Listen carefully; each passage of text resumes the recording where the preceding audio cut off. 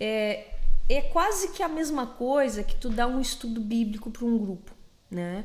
O que a gente sempre orientava para os professores de estudo bíblico, tá? O que eu sempre orientei? Eu dizia o seguinte: se a tua aula tem 3 tópicos, 3, quais desses 3 tu quer e tu vê necessidade de gastar mais tempo falando sobre? Aí eles, tá, por exemplo, né? Tá, é tal coisa. Então é o seguinte, tu vai dar mais entrada para falarem nesse tópico do que nos outros, tá? Por quê? Por uma questão de gestão de tempo.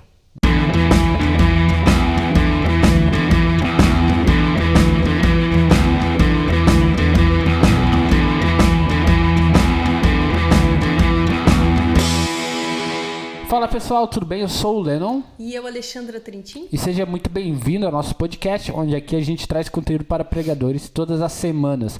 E antes de entrar no assunto de hoje, né, quero convidar você a curtir esse vídeo e se inscrever no nosso canal. E já aproveitar para falar que a gente também posta vídeos no Facebook e no Instagram. E se você estiver vendo esse vídeo no Instagram ou Facebook, curte aí a nossa página, né, dê um like e compartilhe com alguém que tenha interesse nesse assunto. Bom, e o assunto de hoje, o tema de hoje desse podcast é pregador de célula. E para entrar nesse assunto, eu queria fazer a pergunta, né? Qual a importância, né, da pregação de célula e qual é o preparo? É o mesmo que o pregador tem que ter, né? O mesmo cuidado que o pregador tem que ter para pregar numa célula do que numa igreja convencional? Certo, muito boa pergunta. A importância é a mesma, tá? Uma pregação de célula é a mesma que uma pregação pública, né? E o preparo também, tá? Porque assim, algumas coisas mudam em termos de didática de pregação de célula para pregação convencional, tá? Mas em termos assim de preparo é a mesma coisa, tá? Varia algumas coisas. Então, por exemplo, o que varia? Um pregador de célula, aquele que está pregando lá num culto caseiro, num grupo de crescimento, estudo, ele tem um auditório menor, óbvio. A quantidade de pessoas é menor do que uma pregação convencional. O formato dessa reunião é um pouco diferenciado também. Não é onde tem alguém na frente e todo mundo sentado assistindo. Geralmente o formato é mais distribuído conforme o local onde eles estão, né? Mas tem questões, por exemplo, como essa questão do local, né? Porque a igreja tu prega na igreja. Agora, um pregador de célula, né? Ele prega numa casa, ele prega numa faculdade, ele prega no colégio, ele prega no trabalho, ele prega às vezes no shopping, porque às vezes eles se encontram em shoppings, enfim. Tem diversos locais que eles fazem os encontros. Mais tradicional é casa, né? Mais tradicional é casa, mas, por exemplo, tem pessoas que constroem, fazem uma célula no seu local de trabalho, né? Então ali ele está ministrando ali num local diferente. E tem a questão também da função que é atribuída a esse líder de célula, que não é atribuída ao pregador. Então, por exemplo, o pregador não tem a função de liderar a igreja que ele está pregando. O líder de célula tem. Então, essa atribuição do líder de célula, o próprio nome diz líder, né? Que é liderar, que é cuidar, apacentar, é uma atribuição diferente. Tá? Então, assim, o que muda são os locais, a quantidade de ouvintes e essa atribuição que tem a mais para o líder de célula. Mas a finalidade é a mesma, né? A estrutura deve ser a mesma, as competências devem ser as mesmas também. O tempo também é um pouco diferente, né? Acho que a célula deve ser mais curta. É um pouco mais curto. E tem algumas variações, mas assim, em termos de estrutura, de conteúdo, é a mesma coisa, né? Então, assim, só para quem está nos ouvindo que talvez não saiba o que é célula, talvez conheça por um outro nome, né? A célula é chamada assim porque é comparada a um trabalho da igreja às células do corpo humano que se multiplicam. Então, esse é um sistema de trabalho adotado por algumas instituições religiosas, não são todas, tá? Que tentam garantir o cuidado de todos os membros. Imagine o seguinte, você tem uma igreja grande, tá? Que um pastor apenas não consiga dar conta de todos os membros. E o que é dar conta? É conversar, apacentar, tirar as dúvidas, visitar quando estiver doente, estar numa festividade. Então, como essas igrejas se organizam? Eles organizam líderes, preparam, treinam esses líderes para que esses líderes então venham cuidar de um grupo, tá? Então algumas instituições adotam o termo célula, outras instituições grupos pequenos, grupos de crescimento, pequenos grupos. Os nomes variam, mas a finalidade é a mesma, né? A música, época de eleição, né? É assim. Então, assim, a finalidade é a mesma, né? É dar conta de cuidar de todos esses membros daquela igreja. Propaganda de graça aí. Então, assim, claro que tem igrejas que criam esse sistema para ganhar um crescimento maior. Porque aquele próprio grupo começa, então, a se edificar e começa a trazer outros visitantes ali. E acontece o milagre da multiplicação, sim. Por quê? Às vezes você tem um parente que se tu convidar para ir na igreja, eles não vão. Mas eles vão na tua casa. Sim. É uma forma de levar a igreja até eles, né? Isso aí, né? Então, tu tem o teu colega de trabalho, ele não vai numa igreja, mas ele tá ali no horário do intervalo, ele vai ouvir o que tu vai dizer.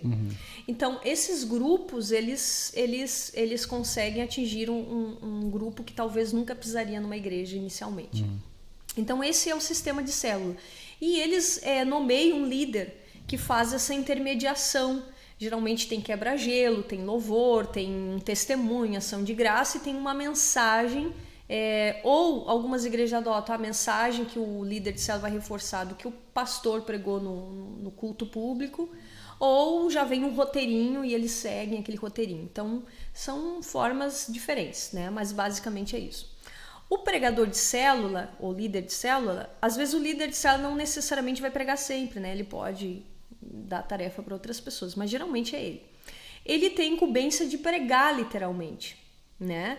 De uma forma aplicada aquilo que foi ensinado no culto anterior, ou de edificar, de solidificar aquele grupo que ele tem em mãos, de forma que aquele princípio bíblico seja aplicado na vida da pessoa. Esses grupos, geralmente eles não passam de 15 componentes. É de 12 pessoas a 15 no limite, né? Então, assim, ele fica responsável por aqueles 12. Então, ele prega toda semana para aqueles 12 e ele ainda cuida daquelas pessoas, né? Pode ser que tenha menos que 12, depende do número da célula, né? Então, assim, eles têm essa incumbência. E a preparação dessa pregação é igual a de uma pregação convencional. Porque tem que ter começo, meio e fim. E às vezes, eu não sei, a gente já participou de culto caseiro, né? A gente sabe como que é. Às vezes o pregador de célula, ele tá competindo com muitas distrações numa casa, tá? Que numa igreja ele não tem.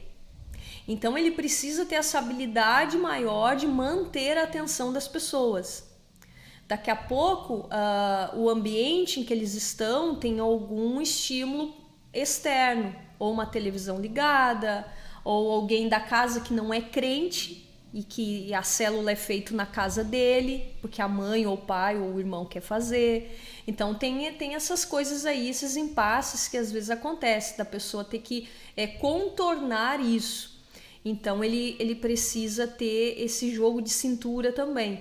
O que o pregador convencional não enfrenta, porque no momento que tu assume um púlpito para pregar, a igreja se cala para te ouvir.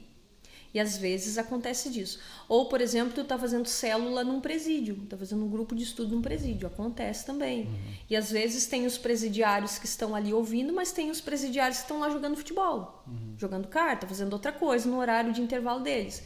Então o pregador, ele tem que ser bom a ponto de manter... Pode ser um ambiente hostil, né, para pregação. Isso aí, uma ótima definição.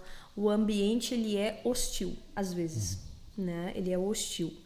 E se tu perde o foco, se tu tem facilidade de, não estão me olhando, e aí agora já até esqueci o que eu ia falar, eles não estão me ouvindo, não estou conseguindo prender atenção, é mais difícil pregar nesse ambiente.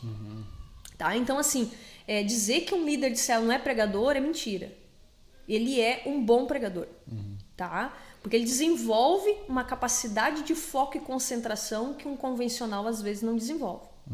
E tem uma outra questão muito interessante, essa questão do ambiente familiar, do culto familiar, é que ela fomenta e desenvolve pregadores. Então, assim, às vezes a igreja que a gente pertence, ela não tem um programa em que incentive novos pregadores. Tem igrejas que incentivam, mas tem igrejas que criam um critério de seleção para a pessoa poder pregar. Então, às vezes, a pessoa não tem isso, mas naquele grupo ela ganha essa oportunidade. E ali ela começa a ter vontade de pregar, ela vai ter mais interesse, ela vai participar de grupo de estudo, ela vai pesquisar na internet, daqui a pouco ela até vai se inscrever num curso de teologia, ela vai se inscrever num curso para pregadores, né, para poder pregar de uma forma mais, né, inteligente, que tem unção. Então ele vai em busca desse conhecimento, tá? Ele vai em busca desse conhecimento.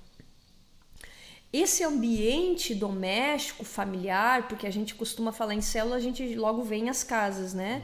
Esse ambiente é um ambiente que ele não é uma coisa criada agora, tá? Se a gente olhar na história da igreja, isso é uma prática primitiva da igreja. A igreja primitiva, ela cresceu e se desenvolveu inicialmente com grupos de crescimento, grupos de célula, tá? Na minha pós eu pesquisei sobre como eu fiz, o meu MBA foi em gestão de pessoas e liderança.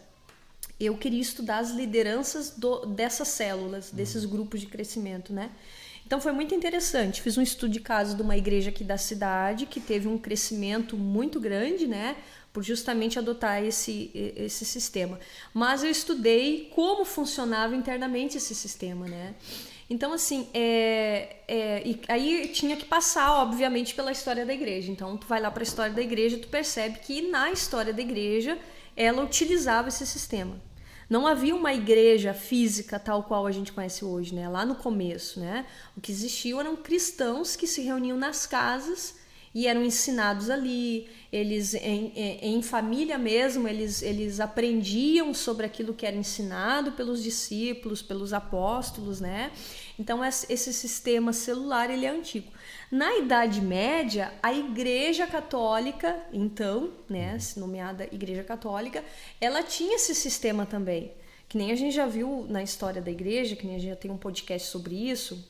Quem tiver interesse, tem aí um podcast sobre a igreja na Idade Média. Essa igreja tinha o quê? O público dela era um público muito diferente do nosso hoje. Eles não tinham televisão, não tinham internet. Então, o que eles faziam? Se reuniam em casa para ler. Mas nem todo mundo sabia ler. Às vezes, algum sabia ler, uma pessoa sabia ler. Então, esse era o que lia e que ensinava o restante da família. Tá? E, às vezes, nesse ensino, nesse momento ali, eles tinham os momentos de oração, eles tinham um momento de reflexão. Então, era um culto familiar nesse estilo de célula. Com a reforma protestante, esse sistema começou a ganhar uma forma mais encorpada, porque os ideais protestantes, eles começaram a ser debatidos e conversados nas casas também. Então, era comum eles se reunirem para meditar em relação às ideias protestantes, tá? Então, até ali durante a Reforma teve, bem ali na Idade Moderna. E na Contra-Reforma Católica, eles também adotaram esse sistema. Eles se reuniam nas casas, inclusive a igreja produzia materiais de devoção, tá? Que eram basicamente 8 páginas, pequenininhos assim, né? Eles tinham, tipo um folhetinho. E ali, quando tu analisa a estrutura daqueles textos, tu vê uma pregação. Tu vê que tem uma introdução, inclusive recebe o nome, né? Tem o desenvolvimento e tem a aplicação, que é a conclusão. Então, dentro desses folhetinhos, vinha já esse guia instruindo aquela família a meditar e a se solidificar naquela doutrina, tá? Isso era uma célula, tá? Era uma célula. E inclusive a Igreja Católica, ela selecionava e julgava os leitores da Bíblia conforme, que nem a gente já viu, a capacidade intelectual e moral. Logo, essas pessoas eram aqueles que intermediavam esse momento, né? E hoje em dia, na Igreja do Brasil, a Igreja brasileira, ela adota, algumas instituições adotaram. Teve épocas ali que foi um boom, né? Onde todas as igrejas começaram a querer adotar esse sistema e começaram a ver que algumas cresciam muito e começaram a adotar esse sistema. A maior igreja do mundo, ela adota esse sistema. Então, foi aquela loucura, todo mundo querendo saber o que tinha que fazer para crescer, o que fazer para crescer, e muitas igrejas começaram a aplicar e deu errado porque eles aplicavam do jeito errado. Não havia uma linha para que esses líderes e pregadores seguissem, né? Então, algumas heresias surgiram, vários problemas aconteceram. Mas isso não desqualifica a oportunidade que esse ambiente de culto familiar dá para aquele que se torna um pregador, né? Eu, particularmente, eu comecei a pregar num culto familiar. Eu tive a oportunidade de pregar na igreja, mas não era aberto ao público. O meu tio pegou, o nosso tio pegou e disse, olha, vocês vão ter toda segunda-feira uma oportunidade de falar um versículo, ler o versículo e pregar, interpretar aquilo que vocês entenderam. E eu me lembro que eu preguei Isaías 55 a primeira vez, foi a minha primeira pregação. E era para quantas pessoas? Meu tio, minha tia e meus 2 primos, 4 pessoas eu preguei. Entende? Então ali, naquele dia, com aquela pregação que eu fiz, eu me preparei, eu orei. Tu imagina, eu me preparei um monte para pregar para 4 pessoas. E preparei, orei, e Jesus me use. Parecia que eu ia fazer um estrago, né? Me usa, 4 pessoas me ouvindo, mas me usa, né? Aquela coisa toda. E eu preguei e eu senti graça no pregar. Eu vi que era uma coisa que eu gostei de fazer. Eu não sei explicar direito. Naquela hora eu tive certeza de que eu faria aquilo na igreja mais vezes. Sabe? Aquela sensação assim, eu posso fazer isso mais vezes. Eu gostei. E aquilo com o feedback do nosso tio na época, ele ainda não era pastor na época, ele deu o feedback, aquilo me incentivou a querer continuar, né? Então, rotineiramente foi dado outras oportunidades.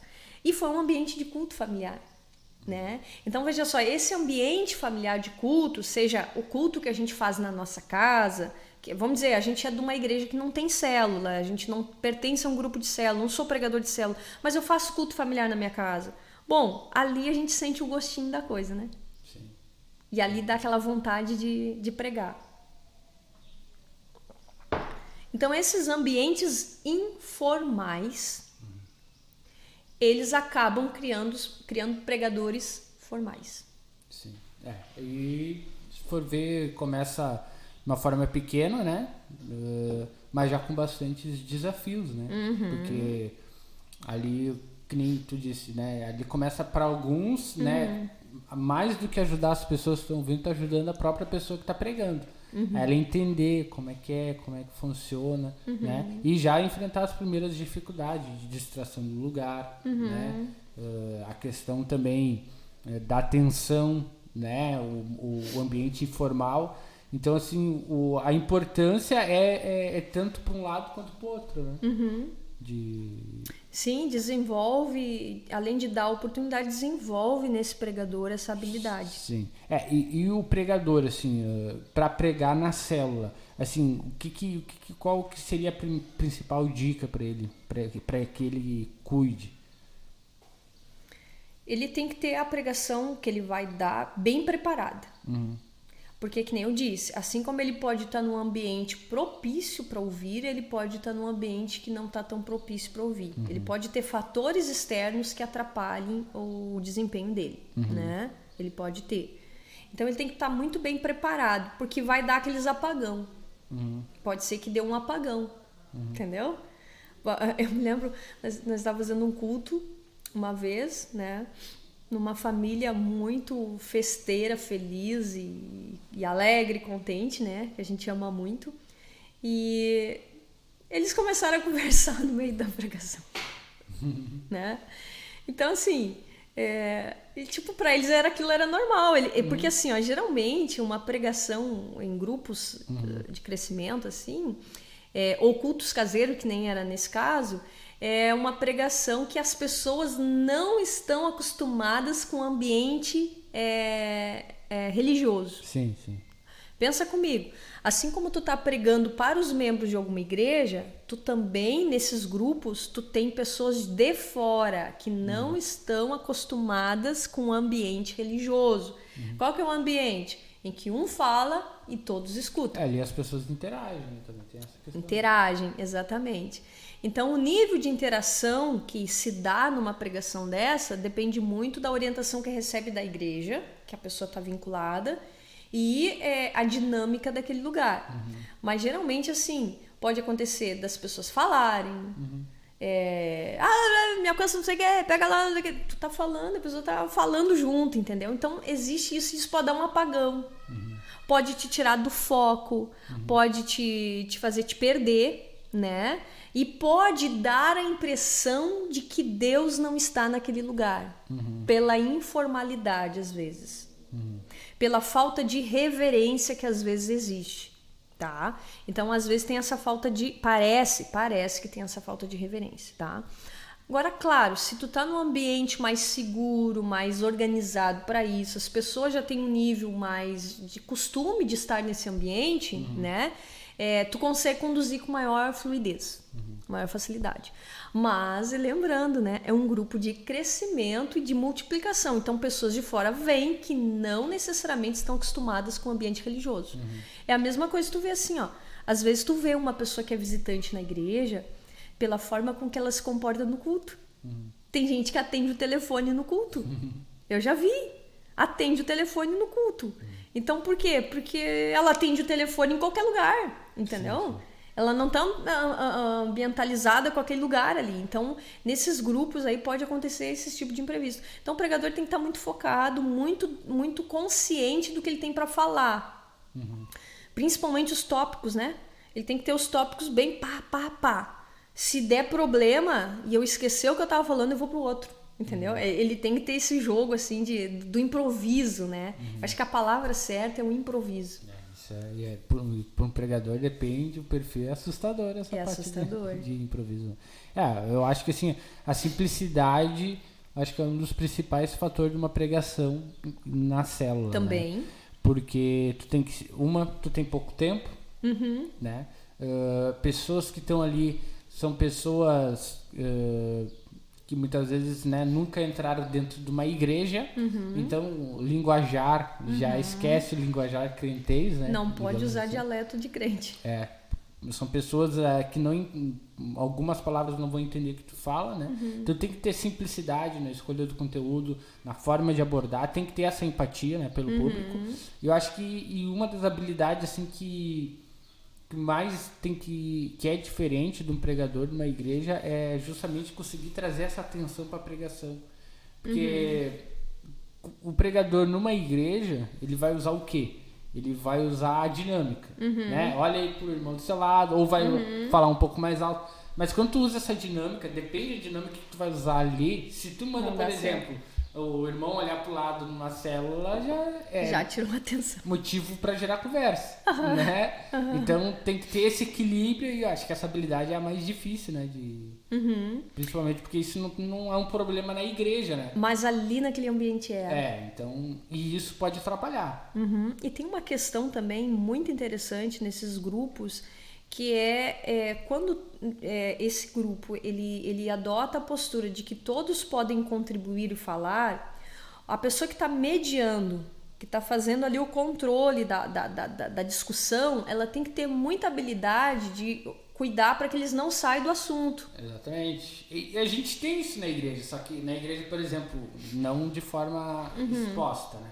O que acontece? O pregador está pensando e tu começa a gerar a tua linha de raciocínio. Só que tu não fala. Tu não pode dizer, né? E já na célula a pessoa pode. E aí tu tem que ter habilidade e também educação, né? Educação, muito importante. Não sei se a palavra é educação, mas tipo, tem que ter o cuidado, né? Na hora de falar, tipo, vamos voltar aqui pro foco, vamos voltar pro assunto, até para não se tornar agressivo, né? E tu acabar perdendo aquela pessoa por uma questão de agora me fugiu a palavra, mas tipo a pessoa se constranger com aquilo. Isso é uma coisa muito interessante que tu trouxe, porque assim é um ambiente onde as pessoas têm maior participação, né?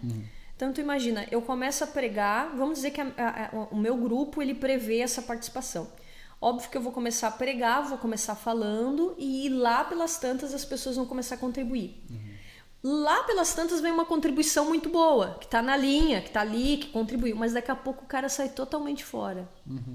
E aí tu olha pra pessoa e qual que é a reação desse pregador de célula, né? Desse pregador de grupo de crescimento? É que nem tu disse, tem que ser educado, Porque às vezes é uma coisa tão fora que tu não consegue imaginar o que Encaixar. levou ele a pensar ali naquilo, né? Tu não consegue. E pra te explicar vai ter que pregar de novo, praticamente. E às vezes, para te dar aquela explicação, tu tem que fazer uma volta toda, que às vezes os que estão ouvindo já sabem, e que aí pode ser que tu perde a atenção dos outros, né? Então, tem que ter muito jogo de cintura. Tem que sempre, quando alguém interferir no sentido de contribuir com alguma coisa, sempre agradecer a contribuição, né? Agradecer, obrigado por ter compartilhado ou por ter dito, né? Porque a pessoa, o gesto dela abrir a boca e falar é um ato de coragem, tá? Ainda mais se ela tá num grupo que ainda não conhece todos, né? Então, agradecer a contribuição e tal. E vamos dizer que a pessoa ela saiu um pouco fora do tema. E aí, então, como é que tu tenta encaixar? Eu, quando dava aula na escola, ou estudo bíblico nos grupos, quando eu via que saía muito fora, eu dizia assim de forma educada, eu entendo a tua linha de pensamento. E eu entendia, às vezes, o que a pessoa, né? Na maior parte das vezes eu entendia onde ela foi, né? Qual viagem que ela deu, qual foi o destino que ela viajou, né? Eu entendi o destino dela. Eu disse, eu entendo a tua linha de pensamento, mas dentro desse item, ou dentro desse assunto, né? A gente não consegue encaixar muito bem e tal, né? Ou quando tu não tem como juntar a coisa, diz muito obrigada pela contribuição e tal, né? Tu pensou de uma forma diferente, sabe? Mostra o lado bom da coisa, né? É complicado sair de uma saia justa dessa. Dá muito. E tem aquela pessoa, aquele participante também que quer falar o tempo todo. Entendeu? Tem. É que nem um colégio, gente. Eu tinha aluno que queria dar todas as respostas. E às vezes eu dizia, fulaninha, eu sei que tu sabe, que tu te preparou, que tu estudou, mas eu quero que os teus colegas tenham a oportunidade de também mostrar o que eles aprenderam. É um jeito educado de dizer, deixa o outro agora falar, né? Né? Não, eu sei que tu tá preparado. Quando tiver pessoa assim, eu acho que a melhor maneira é não usar dinâmica que force eles a dar uma resposta. Entende? Pra não deixar essa brecha de falar, entende? O mediador, o pregador ali, ele vai conduzindo, né? Ele já sabe as ovelhinhas que tem, né? Então, é bom ele conduzir, porque sempre vai ter aquele participante que vai falar demais, né? Vai ter, obviamente. Então, aí tu pensa o seguinte, ó, o cara, além de pregar, ele vai ter essas interferências, né? Essas contribuições, essas falas, no meio da linha de raciocínio dele. O pregador de célula, ele tem que ter um foco muito grande. Tem que ter uma habilidade. Ele tem que ter uma capacidade de concentração no tema muito grande. E uma coisa que o pregador ele tá bem claro para ele, né, nessa pregação, é o objetivo da pregação. Né? Perfeito. O objetivo ele tem que estar sempre sendo olhado nessa pregação, né, para ele não perder a linha, porque ele tem pouco tempo para voltar nessa linha, né? O objetivo tem que estar claro, que nem tu disse, né? Ele tem que estar claro o objetivo e os tópicos que ele pode trabalhar.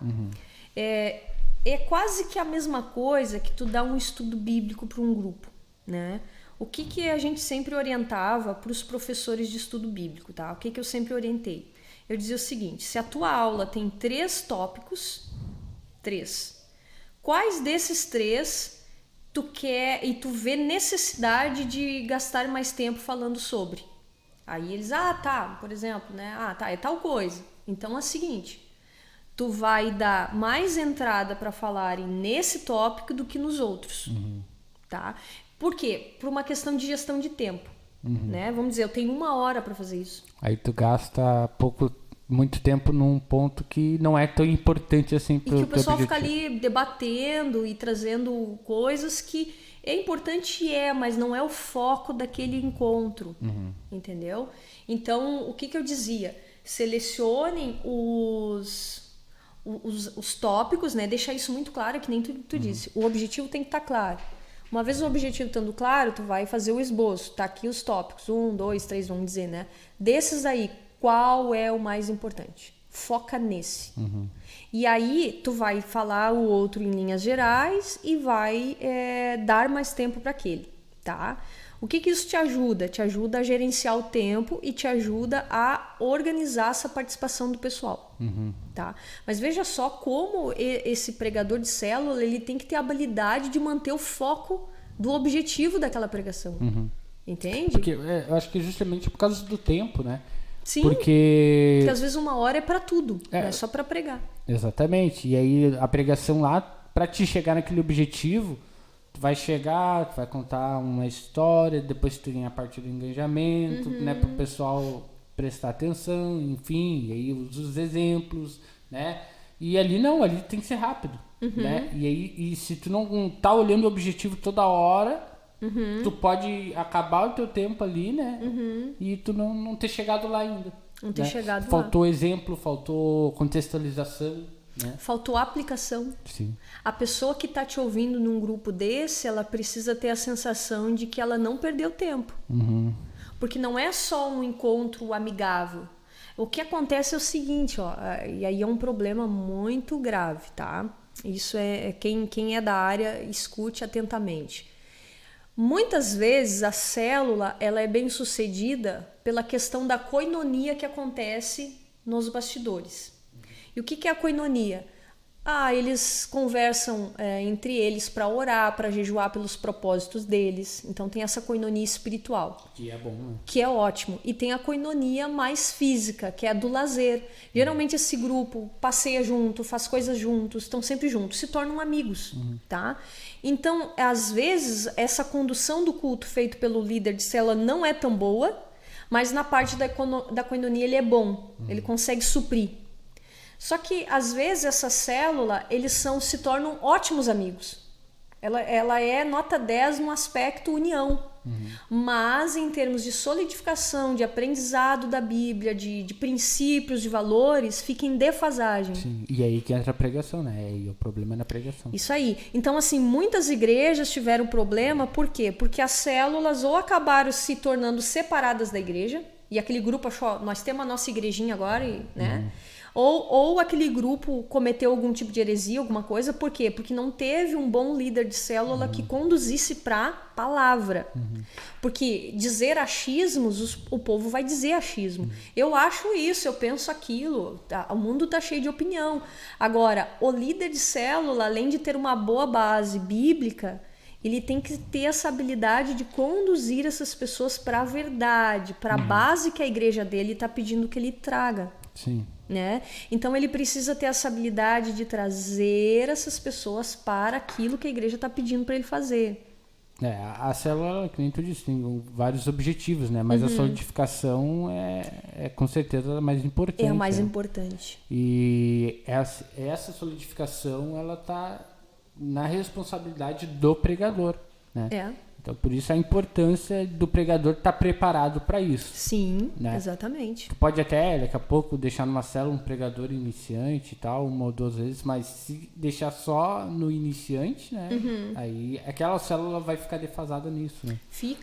É que nem eu disse, ela vai... É que nem uma igreja, né? Uma igreja, ela tem essas várias características, né? Ela tem koinonia, ela tem louvor, ela tem adoração, ela tem pregação, ela tem serviço, ela tem várias áreas de atuação. Na célula é a mesma coisa, mas a parte da pregação ela é importante. Então o pregador de célula ele tem que ser bom, ele tem que saber fazer uma pregação com começo, meio e fim. Ele precisa manter o foco das pessoas nessa pregação e principalmente manter o foco dele no objetivo daquele encontro. Fazer o arroz com feijão. O arroz com feijão bem feito, né? Claro, ele vai diversificar, ele vai botar dinâmica, ele vai trazer uma historinha, né, que vai dar um up, né, no povo, no ânimo, ele vai orar, ele vai fazer várias atividades, mas a pregação dele tem que ter começo, tem que ter meio, tem que ter fim, tá? É uma prática antiga, é uma prática da igreja primitiva, tá? Apesar de ter virado moda em algumas igrejas hoje, né? Umas adotam com a intenção de só crescer ou de sobrecarregar o pastor, e às vezes não tem essa intenção genuína de eu quero que essas pessoas sejam ensinadas, eu quero que essas pessoas solidificadas, né? que sejam atendidas, assistidas, eu não estou conseguindo atender todo mundo, mas eu quero que essas pessoas sejam atendidas. Então, o nível de interesse dessa congregação, desse ministério em fazer um bom trabalho é conforme o grau de investimento que eles têm nesses líderes. Porque não é qualquer um que se converteu já sai fazendo. Ele precisa ter um preparo. Nem que seja para proteger ele dos problemas que ele vai enfrentar. Né? Porque exige essa parte de preparo. Jesus, ele preparou por 3 anos os discípulos. Então, assim, preparo existe. Agora, quanto tempo as igrejas decidem. Né? Agora, o líder de célula, o pregador de célula, ele tem que ter habilidades tais quais de um pregador convencional. E eu poderia arriscar em dizer muito maiores ainda, tendo em vista as oscilações do ambiente que ele está pregando. E a importância disso é gigante quando a gente olha no aspecto de que uma pessoa que nunca entrou numa igreja tá se abrindo a essa oportunidade. Então ali a koinonia ela tem contigo em outros momentos, né? Escutar um louvor, escuta em outros momentos, mas escutar a palavra às vezes ela não está aberta. E às vezes é uma oportunidade única em algum bom período de tempo para aquela pessoa, né? Às vezes pelo um preconceito da igreja, né? Que infelizmente muitos deixam a desejar, né? A gente às vezes como cristão deixamos a desejar no exemplo, né? E é uma pessoa às vezes sofrida nessa área que julga, né? Enfim. E aí tá ali se abrindo e tu tem uma oportunidade única ali, às vezes de 15, 20 minutos de falar de algo. Tu não vai explicar quem é Cristo nesses 15, 20 minutos, mas tu vai dizer que existe Cristo, né? E claro, e aí depois vai precisar essa pessoa... E quem ela é para Cristo. Que é o mais importante, né? E o que Cristo acha dela. Então, a importância disso aí você julgue, né? Tu pode ali em 15 minutos mudar a vida de uma pessoa, né? Não tu, né? Mas tu tá apresentando alguém que vai mudar a vida daquela pessoa. E aquela pessoa um dia vai ajudar outras pessoas, e aí é exponencial, né, o impacto disso. Então, sim, a importância disso é tão importante quanto numa igreja, né? Talvez um pouco mais desafiador.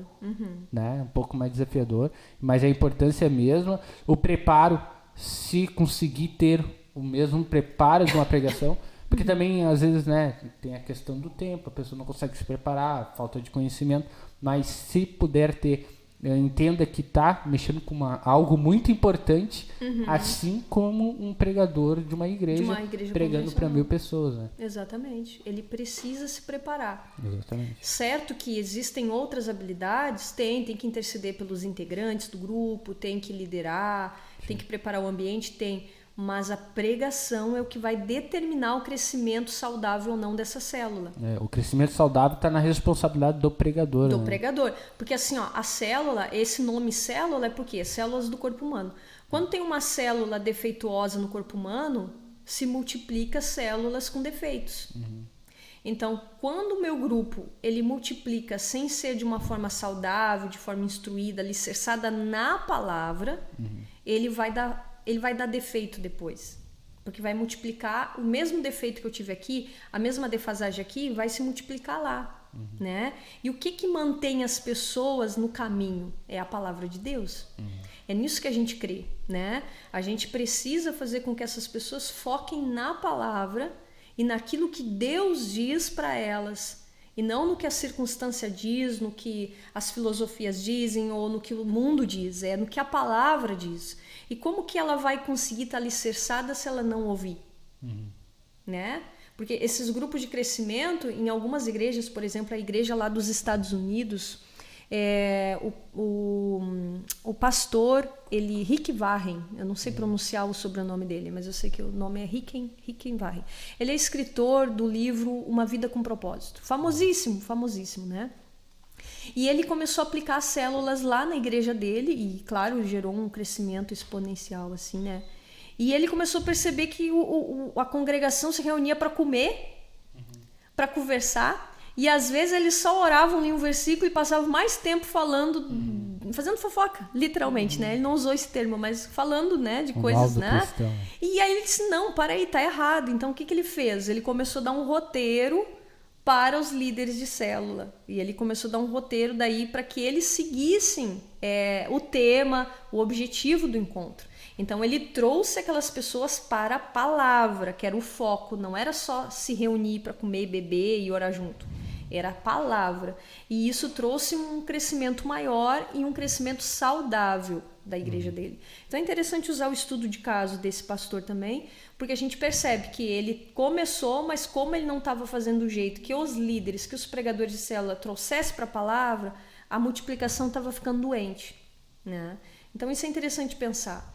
E essa responsabilidade do pregador de célula, ele precisa ter isso em mente. Ele precisa se preparar para pregar isso.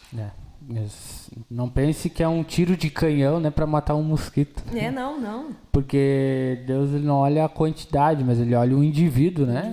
E se a gente conseguir ajudar uma pessoa a se aproximar de Deus, isso já tem um impacto, não tem o valor, né? Não tem como descrever o tamanho disso, né? Exatamente. Amém? Amém. Esse foi o podcast de hoje. Espero que você tenha gostado, né? Se você gostou, compartilhe com alguém que você conheça que cuide de célula, que faz pregações também em célula, para que a gente possa alcançar essas pessoas e fazer crescer também esse trabalho e gerar mais conhecimento nessa área. Amém? Amém.